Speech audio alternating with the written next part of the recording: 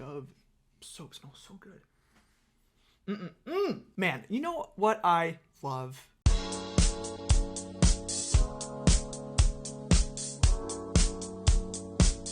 Dancing. But I suck at it, so I really like to watch other people dance good. And I'm not talking like K-pop rehearsal practice dance videos or fiction doing the chain hang low dance at the World of Dance competition of whatever. No.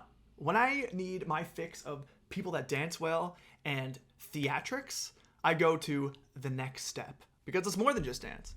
It's Dance Degrassi. I don't know why I went to, like, as a toast. Oh, I spilled coffee on my pants. Dang it. So for those of you who don't know, The Next Step is a Canadian teen drama television series that is presented in a style similar to that of like a reality show. It's about a bunch of kids who dance at this dance studio called The Next Step, as the title suggests, and they compete for various competitions and each other's hearts.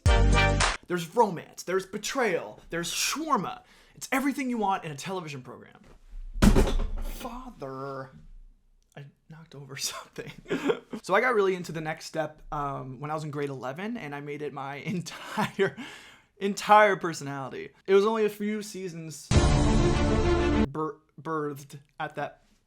It was only on its first few seasons at that point, and it got me like genuinely emotional. Like I didn't like that part, because there was like, especially because there was this one point where I finished watching the beginning of season 3, like the first episode of season 3, and it wasn't even a sad scene, but my sister like sneakily got a little clip of me talking to my family about it for some reason. It's just so cringy.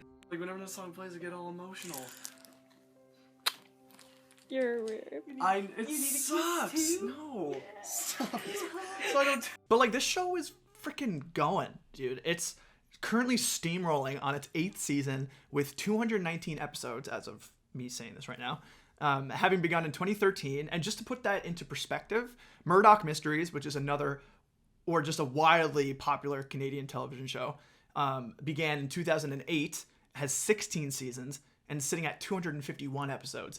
And to put that even further into perspective when talking about kids television, if we want to go into that realm, SpongeBob SquarePants, the GOAT, has been running since 1999 and has 278 episodes. So I mean, like, I'm going to put up the little chart breakdown of The Next Step season and episodes, but like, it's insane. I think one season had like 30, one had 40. You've just been popping out these things like hotcakes.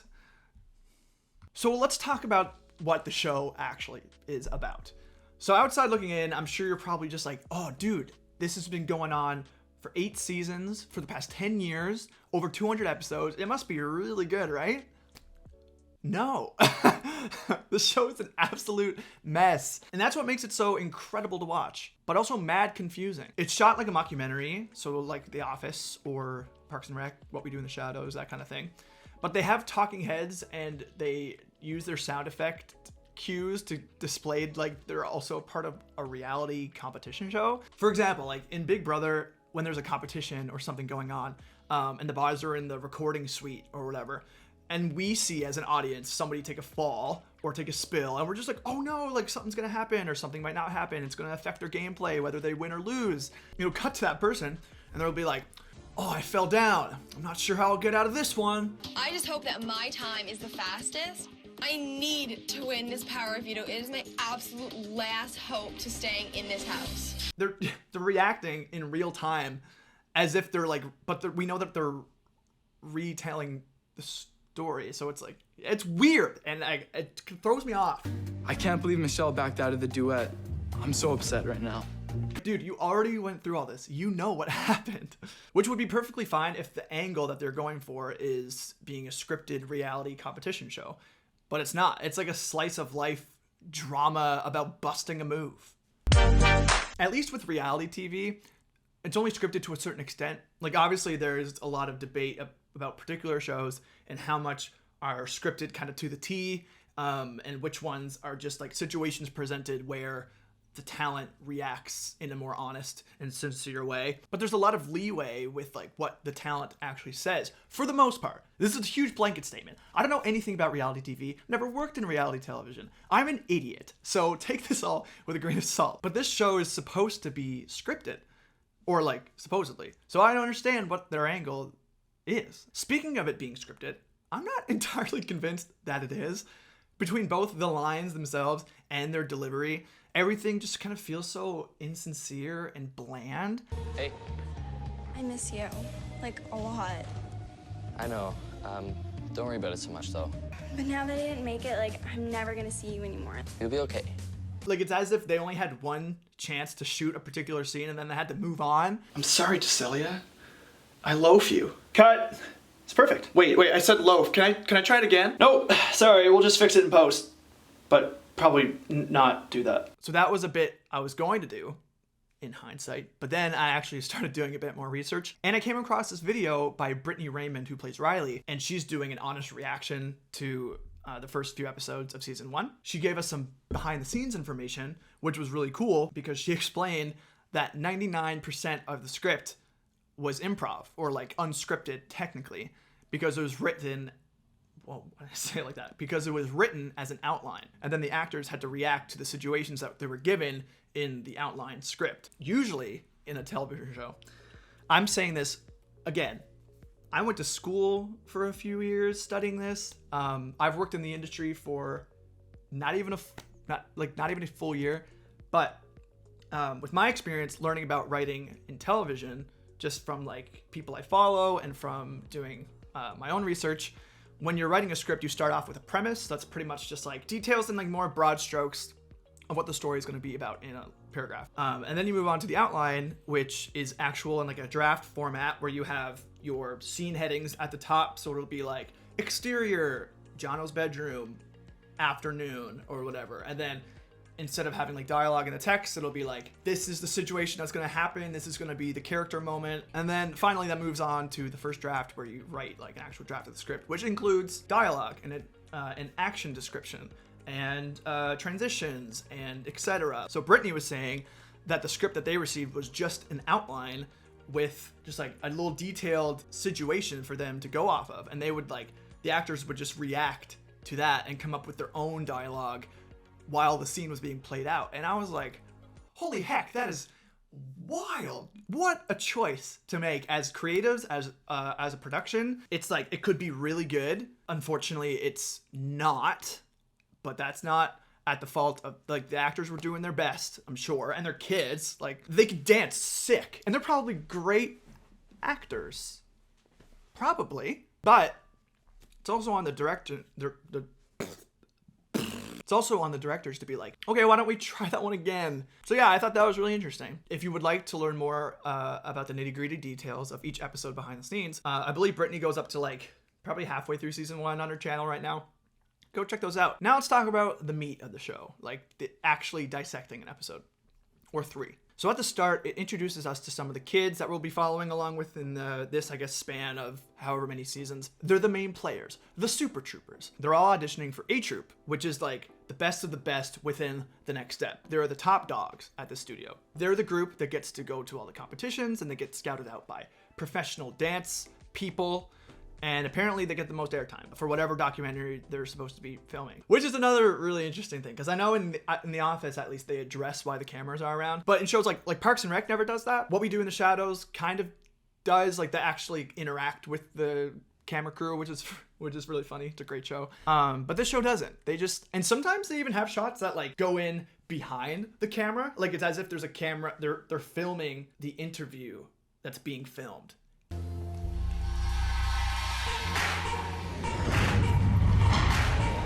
Why the heck are they facing that way? The kids are coming in to the total other side, not off to a good start, cinematography-wise.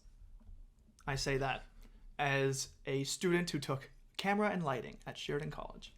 So, I know what I'm talking about. Another thing is that the show was shot in Toronto, Ontario, Canada. While I was watching Brittany's video, something else that I learned was that season 1 was shot in like an abandoned school, or like an old school area, which is sick. I love abandoned places so much. They're so cool. And they built the set inside of the gymnasium. Gets you the most exposure, and I don't want to dance with B Troop. So if I don't make it, I'll be crushed. One year you can be in A Troop and the next you can be demoted. The last thing that these dancers want to be in is the B Troop. They hate the B Troop. If I don't make it into A Troop, I think that would end my dance career, because what chance is there of me becoming a professional dancer if I can't even make it into A Troop? As if their entire career will end at 15 years old if they don't get into A Troop this year. Come on, dude. There's only 10 spots open in A Troop, just because at most competitions, you need 10 dancers. I only have one cut on my finger, so I need one Band-Aid. The E-Girls are an elite group that I started when I got into A Troop 2 years ago. I love being part of the E-Girls. It is one of the perks of being in A Troop. You're part of a family. Everyone wants to be us, and it's a great feeling. Ha, E-Girls. Man, what a different time this was. Back then, people were proud to be an E-Girl. Maybe the show was ahead of its time. The auditions aren't here, right? Inciting incident time. Normally at the studio, we only allow A and B Troop students to audition for A Troop. It's an honored position. You have to earn it. That's why we don't let randoms walk in from the street and audition. Yeah, you would think a crime had been committed because of the reaction by the rest of the kids when Michelle walks in just wanting to audition. Officers, if this girl goes missing within the next 24 hours, we all know who did it. It was a collective effort by this entire studio. I have mixed feelings on Emily now. I mean, at first she seemed like such a sweet girl, but she just gave me a really nasty look, and I'm not really sure what's going on. Whoa, is this unaccompanied minors? Because we got beef. And now the paradigm of the next step has been shifted. This is Red Rising, and Michelle is Darrow. That was a very niche joke. I'm sorry. Please go read Red Rising. Okay, bye. There are a lot of seeds of doubt planted regarding Emily's abilities as dance captain now that Michelle has arrived. Her presence just kind of gives everybody this confidence. They start ignoring the status quo and overthrowing the political regime of the next step. Also, when something major happens to a character, they go on to this like big dance break. Like if they have a decision that they need to make, or if they're going through some like internal or external conflict, they just dance it out, which is like very Glee of them to do. I'm here for it. So the overarching goal of the whole season or show starting out is for them to make it to regionals, which in turn gets them to go to nationals, which in turn brings them to internationals. So I'm getting a little bit ahead of myself there, but that's kind of like where the first 3 seasons were heading. But along the way, they have their side order of dramas to keep things interesting. Because who just wants to watch a show where people dance?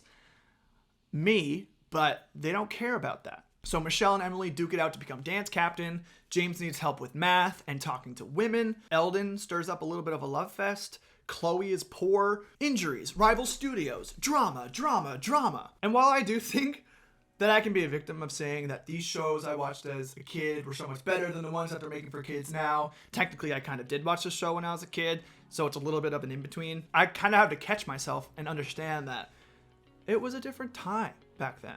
And even when I go back and watch some of the shows that I loved when I was a kid, they probably had the same reaction out of adults that watched those same shows back then that I have about the shows that kids watch now. And there's definitely something to be said about nostalgia and recency bias and the type of content that is geared towards kids. At least now I have a little bit more of an understanding when it's regarding the next step of what they were going for. But I just think if they put more effort into the production of the show, it could have been like miles better, you know? Like, that was a good one. Also, excuse me, the creators have more of a responsibility to be a little bit better at their job.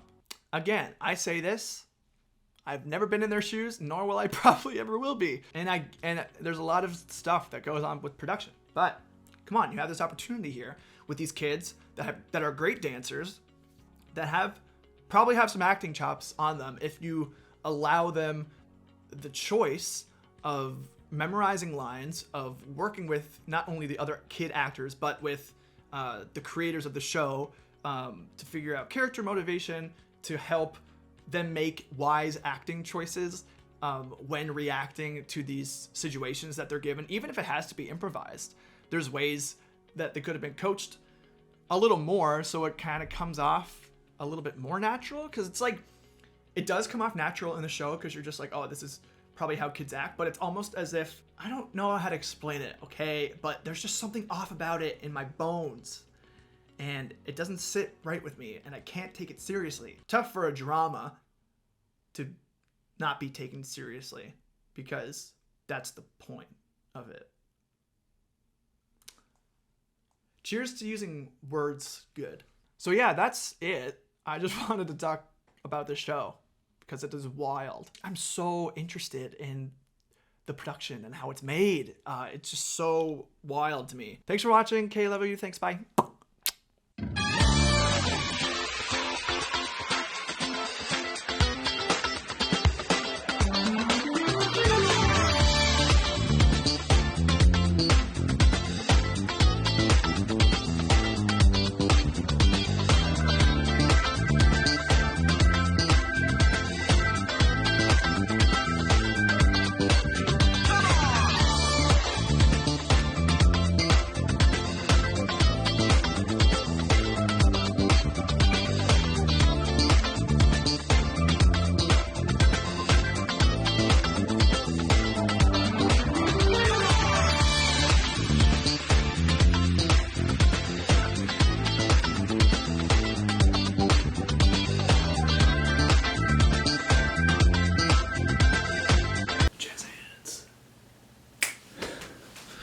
Okay, that was enough of that.